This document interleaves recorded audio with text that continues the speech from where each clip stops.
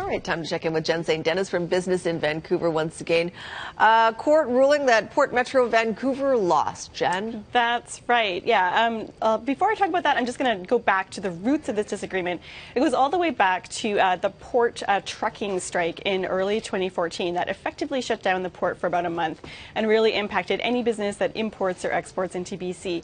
Now, as part of the mediation for that dispute, it was generally agreed by most of the parties that there were too many truckers competing for too few not enough work, so that was resulting in undercutting for wages. So as part of the mediation, there was an agreement that the port would revamp its licensing system so that there'd be fewer truckers in the system.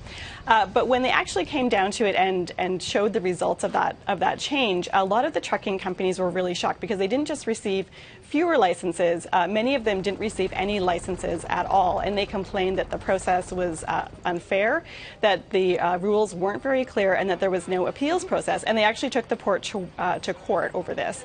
And yesterday, that ruling came down, and it was actually in favor of the truckers. The court agreed with them. And because of that, Port Metro Vancouver, unless the port appeals the decision, of course, Port Metro Vancouver is going to have to reconsider those applications that it denied. Sophie? All right, thanks for that, Jen St. Dennis from BIV. You can get more business news online at BIV.com.